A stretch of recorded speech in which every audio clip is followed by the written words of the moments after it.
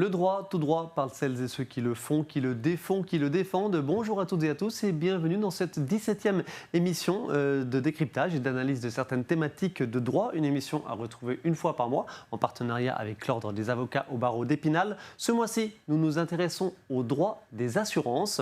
Pour le coup, chacun d'entre nous, chacun d'entre vous est concerné. Obligations, vives recommandations, réclamations éventuelles ou encore recours possibles. On évoque tout cela avec nos deux invités. Pascal Knitel, bonjour. Bonjour. Vous êtes avocat au barreau d'Épinal, bien sûr, le cabinet 5A. À vos côtés, Rémi Stéphane, bonjour. Bonjour. Avocat aussi, bien sûr, à Épinal, le cabinet Velzer et associé. Merci à tous les deux d'être là pour ce 19e numéro de notre émission Tout droit. Pascal Knitel, je l'ai dit en introduction, s'il y a bien une matière juridique, une matière de droit qui concerne tout le monde, c'est les assurances. Effectivement, l'assurance est au cœur de la vie au quotidien. On est assuré pour son véhicule automobile, on est assuré pour sa maison, on assure sa santé, on assure ses enfants, on assure sa responsabilité civile dans ce qu'on peut occasionner comme accident ou divers actes de la vie courante qui peuvent amener à causer des dommages à quelqu'un ou à quelque chose. Donc l'assurance est effectivement au cœur de la vie au quotidien et c'est nécessaire aujourd'hui effectivement d'être bien assuré et de bien défendre ses droits d'assurer. Rémi Stéphane, un petit mot. Il rappelle évidemment l'importance de souscrire un contrat d'assurance, voilà, un peu dans tous les domaines, parce que derrière, s'il n'y a pas assurance et s'il y a sinistre ou dommage sur autrui, les conséquences peuvent être dramatique. Il y a des assurances obligatoires, effectivement, comme pour le véhicule. Et quand vous avez un accident, quand vous provoquez un accident, l'assureur va se substituer à vous pour payer les dommages que vous avez occasionnés. Si vous n'avez pas d'assurance, potentiellement, les dettes à votre charge peuvent être très importantes. Est-ce qu'on, si on n'est pas en capacité de souscrire financièrement un contrat d'assurance, il y a des organismes divers et variés pour suppléer et souscrire quand même à la place d'eux? Alors, on prend une assurance routière, on prend au moins une assurance routière qui est l'assurance la moins chère, qui ne vous indemnisera pas des dommages que vous avez occasionnés à votre véhicule, mais qui indemnisera les dommages que vous avez occasionnés aux autres. Voilà. Okay. Mais dans le principe, rien ne peut se substituer à vous. Vous devez souscrire un contrat d'assurance. Voilà. Okay. C'est de votre responsabilité personnelle. Plein de choses très concrètes qu'on pourrait aborder au cours de cette émission. On va en voir toutefois quelques-unes avec notamment des téléspectateurs qui nous ont incité ou invité directement à aborder tel ou tel aspect de ce droit des assurances. On regarde la question de Michel d'Épinal. Pascal Knitel, je vous la pose à vous. Lors de la souscription d'une assurance habitation, quel est le risque de prendre quelques libertés avec la réalité? Nombre de pièces déclarées, par exemple. Oui, effectivement, il y a une obligation qui est essentielle lorsqu'on souscrit un contrat d'assurance, c'est d'être de bonne foi. Ouais. Lorsqu'on assure effectivement sa maison, on est soumis à un petit questionnaire déclaratif. On vous demande effectivement si votre maison comporte tant de pièces principales, tant de dépendances, etc. Parce que tout ça correspond à ce qu'on appelle le risque.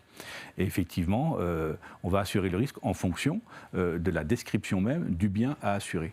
Et si on ne le fait pas correctement, et si ça ne traduit pas la réalité, comme vous le dites, eh bien la compagnie d'assurance peut évidemment réagir en cas de sinistre et venir dire « moi, je ferme la porte, je ne veux pas garantir, ou en tout cas je garantis dans des conditions qui seront beaucoup plus réduites avec ce qu'on appelle l'application d'une règle proportionnelle. Donc on aura une indemnité qui sera moindre par rapport au pourcentage par exemple de surface qu'on n'aura pas déclaré. Ça peut aller également jusqu'à la remise en cause pure et simple du contrat d'assurance où la compagnie d'assurance va considérer que vous êtes en déclaration intentionnelle, inexacte. Et à partir de ce moment-là, vous allez avoir une nullité du contrat d'assurance qui vous sera opposée pour que précisément la compagnie ne vous règle rien du tout.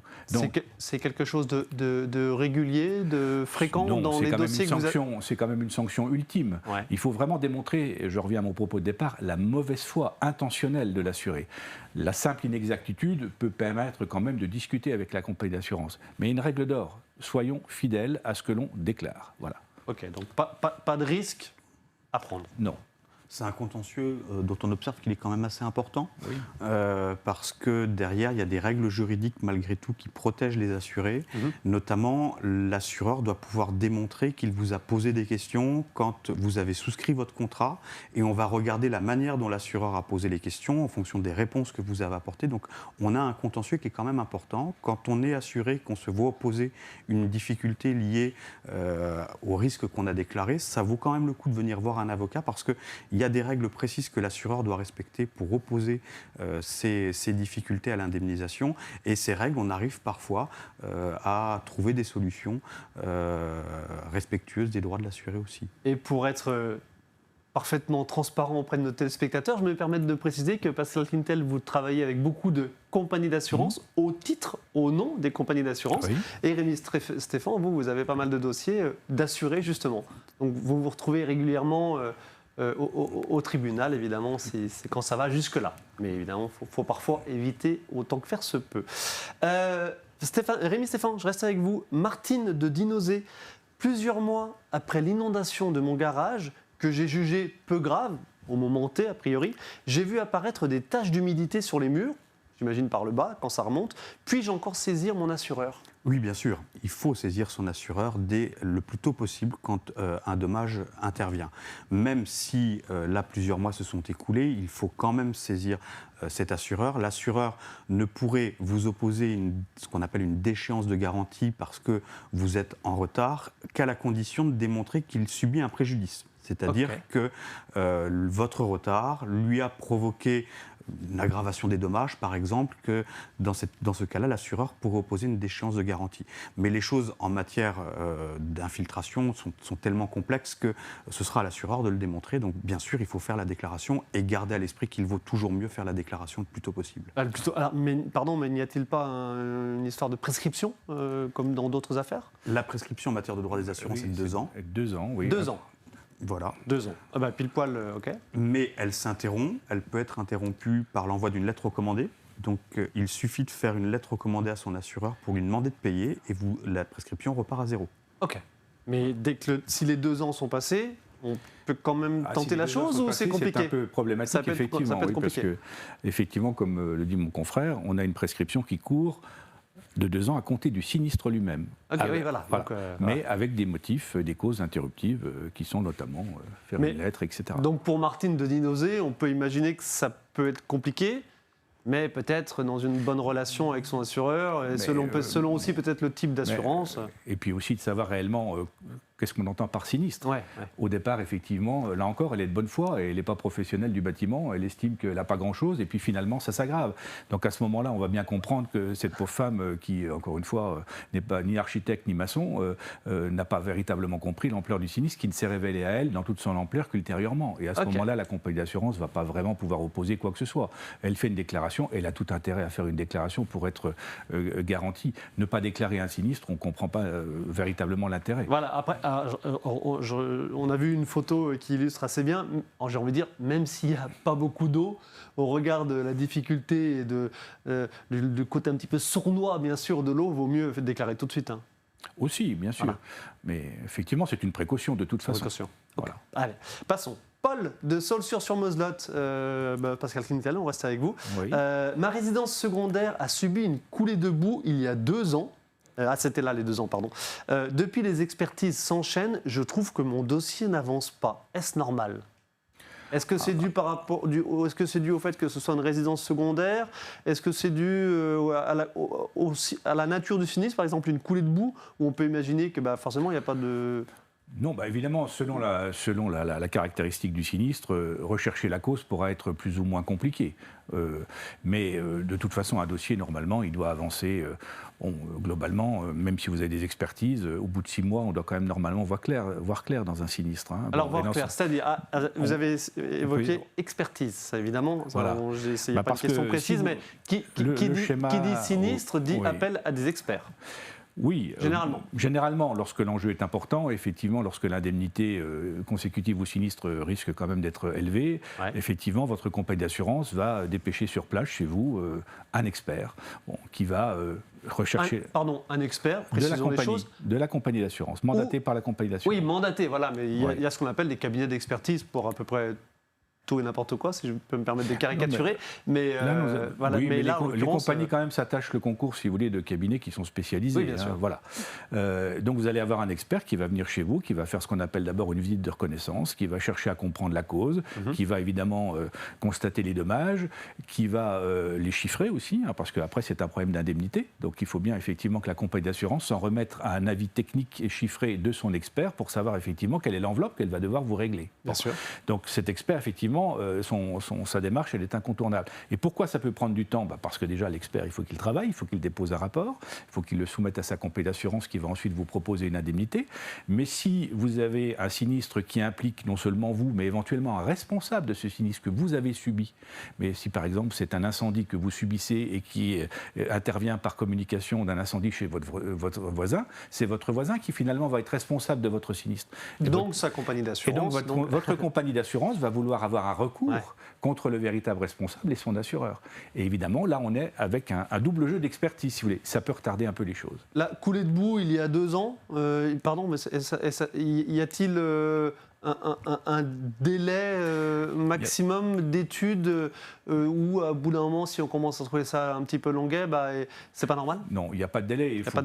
Le délai, il faut qu'il soit raisonnable. Et à ce moment-là, il ne faut évidemment pas hésiter à rappeler à son assurance que vous êtes d'abord un assuré qui a droit à une indemnité. Donc, il faut effectivement... Et éventuellement saisir un avocat. Et évidemment, saisir un avocat. J'en reviens sur une question que j'avais prévu, moi, de vous poser un peu plus là. Saisir avocat, on entend aussi parler de médiateur ou de médiation. Rémi Stéphan, explicitez-nous ça. Le médiateur, c'est une manière de régler les problèmes. On décide de ne pas aller devant le juge, d'essayer de se mettre autour d'une table pour discuter avec son adversaire et trouver une solution qui convienne à tout le monde. Qui est-il, ce médiateur ? Le médiateur, ça peut être un conciliateur de justice que vous pouvez rencontrer dans votre mairie. C'est parfois des avocats qui peuvent être désignés en qualité de médiateur lorsqu'ils ont suivi une formation à la médiation. Désignés par qui, pardon ? Par la compagnie d'assurance ou l'autorité judiciaire ? Alors, le médiateur peut intervenir à l'initiative d'une partie. Il peut y avoir un médiateur de l'assurance également. Il existe un médiateur de l'assurance lorsque vous rencontrez des problèmes assez techniques avec votre compagnie d'assurance. Vous pouvez le saisir avant d'envisager d'aller devant le juge.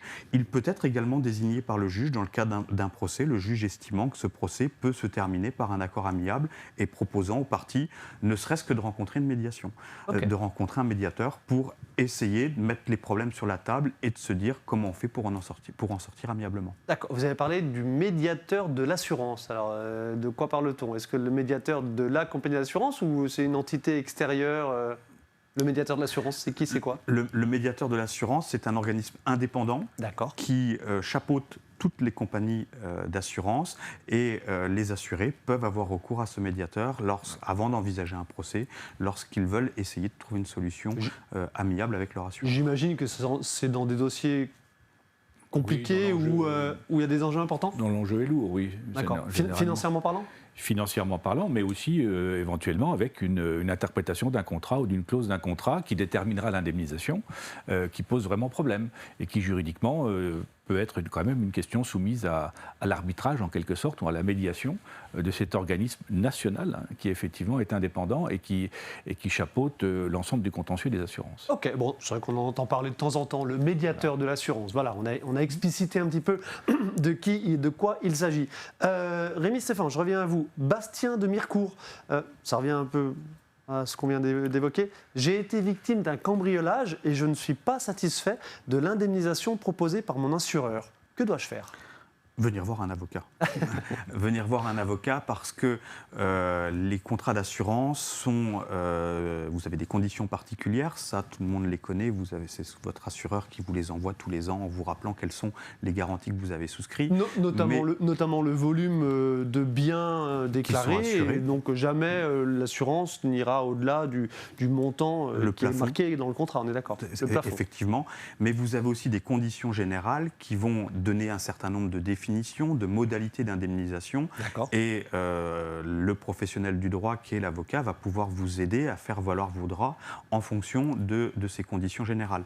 Quand on est en désaccord, on peut être en désaccord avec l'expert désigné par sa compagnie d'assurance parce qu'on n'a pas forcément les mêmes intérêts que lui.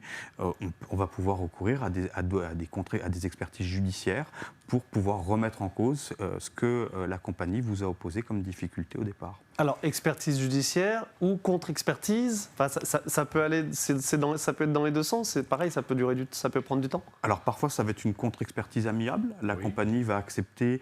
Il y a des mécanismes de résolution prévus dans votre contrat.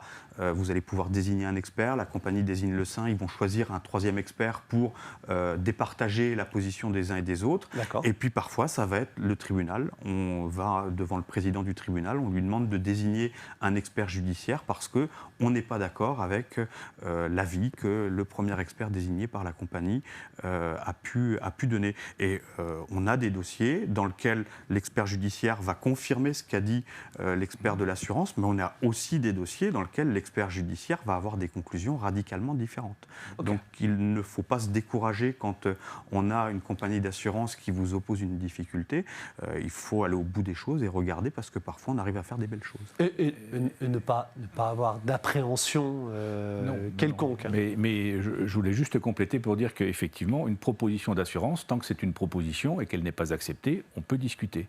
La difficulté, et c'est pour ça qu'il faut bien insister là-dessus, du moment que vous acceptez l'indemnité, vous signez ce qu'on appelle un procès-verbal d'accord ou une transaction, et ça, véritablement, ça fige les choses. Et après, vous ne pouvez plus remettre en cause ce que vous avez accepté comme indemnité. Donc, c'est quand même important. Une fois que vous avez signé l'acceptation de l'indemnité, votre compagnie d'assurance vous dit « c'est fini ». C'est logique. Mais c'est important. Pascal Quintel, je reste avec vous. Tout ça peut avoir un coût, bien sûr, pour l'assuré. Et c'est notamment ce qu'on appelle la protection juridique des contrats d'assurance ? Oui, alors la protection juridique, c'est quelque chose qu'on rencontre maintenant de façon très usuelle, très habituelle, notamment dans les contrats multirisques habitation. Vous assurez votre maison, vous assurez votre responsabilité civile, c'est le multirisque, c'est le package que vous avez, que tout le monde souscrit finalement. Bon. Et la protection juridique, non, mais elle est inclue automatiquement ou... Non, mais c'est une option, si vous voulez, qui vous est systématiquement proposée dans ce package, dans cette multirisque habitation. Et il ne faut pas hésiter à la prendre. Parce qu'effectivement, c'est très peu cher. La protection juridique est très peu chère. Et elle vous accorde effectivement la possibilité d'avoir un recours à un service juridique de la compagnie et éventuellement à la désignation d'un avocat si vous souhaitez. De votre choix. C'est important de vouloir peut-être se désolidariser de la compagnie elle-même. Bien sûr. Mais il y a à la fois effectivement le choix personnel de l'assuré et normalement la protection juridique va respecter ce choix de l'assuré vers tel ou tel avocat. Ça peut être effectivement un avocat avec lequel la protection juridique, qui encore une fois n'est pas l'assurance qui va indemniser. Attention, la protection juridique, elle est là pour l'assurer, pour le protéger. Donc c'est pour ça que vous dites l'indépendance, attention, oui bien sûr, mais ce n'est pas parce que vous allez avoir un avocat du réseau que cet avocat va effectivement être contraire aux intérêts de l'assuré. L'assuré, il est défendu par sa protection juridique et l'avocat de cette protection juridique. Voilà. Bon. Et donc c'est important. C'est précisé. Voilà. Non mais c'est important. Et donc c'est évidemment quelque chose d'usuel, mais qui permet, encore une fois, d'avoir l'assistance juridique, qui permet, dans le cadre de l'expertise qu'on vient d'évoquer, notamment une expertise judiciaire, ça a un coût, ça a des frais à avancer, et c'est votre protection juridique qui va avancer le coût de cette expertise. De même que la protection juridique avancera les honoraires de l'avocat qui vous défendra dans l'éventuel contentieux que vous allez engager. Donc la protection juridique, quand elle vous est proposée, prenez-la. Rémi Stéphane ? C'est effectivement quelque chose d'important. C'est aussi important de demander à son assureur ce que la protection juridique couvrira. Parce que dans le domaine des rentrer dans le détail des petites lignes. Et de manière générale, ce n'est pas simplement la protection juridique, c'est valable aussi pour l'habitation. Regardez ce pourquoi vous êtes assuré. Parce que d'une protection juridique à l'autre, les choses vont être très variables. On a des protections juridiques qui vont prendre une toute petite partie des honoraires de l'avocat, et on a d'autres protections juridiques qui vont couvrir beaucoup mieux et quasiment prendre l'intégralité du coût de votre procès. Donc c'est toujours important de dire de demander à son assureur, montrez-moi ce que cette protection juridique, ce que cette assurance couvre exactement. Parce que souvent les gens ne posent pas la question quand ils souscrivent le contrat, quand ils signent le contrat, et quand ils ont un problème, ils découvrent qu'en fait ils sont mal assurés. Et qui dit contrat dit des droits des deux côtés et une vigilance aussi des deux côtés à avoir. Ça, c'est important, c'est peut-être aussi le message à faire passer au cours de cette émission. Allez, dernière question, on a encore le temps. Léonie de Provenchères-sur-Fave, donc on est en Déodacie. Peut-on s'assurer auprès de plusieurs compagnies Et en cas de sinistre, le montant total des indemnisations sera-t-il plus important ? Je ne sais pas là si on fait référence à un bâtiment par exemple, ou je sais pas, une œuvre d'art peut-être. Rémi et Stéphane Eh bien non, le montant ne sera pas plus important puisqu'on ne peut pas s'enrichir en matière de droit des assurances. C'est une assurance d'indemnisation, c'est-à-dire qu'on va indemniser votre préjudice, tout votre préjudice, mais seulement votre préjudice. Donc si vous avez plusieurs assurances, vous n'aurez malheureusement le droit qu'à une seule indemnisation. Pardon, mais ce qu'on appelle le cumul d'assurance et qui est prohibé par la loi. Voilà, ça allait être ma question. Mais, j'ai un tableau d'une certaine valeur chez moi, je veux l'assurer auprès de 2 compagnies. Qui va vérifier comment la compagnie va vérifier que mon tableau n'est assuré que chez elle ? C'est-à-dire que si c'est vous qui faites la démarche d'essayer d'obtenir une indemnisation et de l'un et de l'autre, finalement, évidemment, les choses vont se savoir. Hein, voilà. Mais comment ? Pardon ? Je me permets de rentrer dans le détail. Je ne le sais pas forcément, mais c'est évident qu'à partir du moment où, en plus, le cumul d'assurance, c'est véritablement, là aussi, dans des situations très particulières, avec des enjeux financiers importants. Donc, de toute façon, les compagnies d'assurance sont aiguisées là-dessus. Hein. Bon. Elles sont vigilantes aussi. Et voilà, donc le truchement lui-même, et concrètement, comment les choses peuvent être passées d'une information d'une compagnie à l'autre, je ne le sais pas franchement, mais c'est évident que ça se sait à un moment, parce que l'indemnisation, encore une fois, elle est d'un enjeu tel que voilà, le dommage, il est révélé à tous. Hein. La compagnie va désigner par exemple un expert. Les cabinets d'expertise se connaissent tous sur la place. Et à un moment donné, vous risquez, le poteau risque d'être découvert. Et donc, à son corps défendant, évidemment, en sa défaveur. C'est prohibé et c'est sanctionné, hein, le cumul d'indemnité, attention. Hein. Voilà. C'est votre activité. Quel volume d'activité représente le droit des assurances et les litiges entre assurés et assureurs ? J'aurais pu vous poser la question en début d'émission. C'est de plus en plus prégnant, c'est de plus en plus technique. Là, on est sur du matériel, donc on se dit quelque part, oui, mais on a quand même des situations humaines derrière. Vous savez, quand vous subissez l'incendie de votre maison, c'est un traumatisme. Donc voilà, si en plus vous avez une difficulté à l'indemnisation matérielle de ce traumatisme qui est quand même d'abord moral pour vous, c'est lourd. Donc effectivement, c'est du matériel, mais c'est quand même de l'humain. Il y a une dimension sensible et morale dans les sinistres. Globalement, ça va dans le bon sens ? Oui, alors... Je reprécise, tant pour les compagnies, oui. Il y a quand même une activité économique à assurer.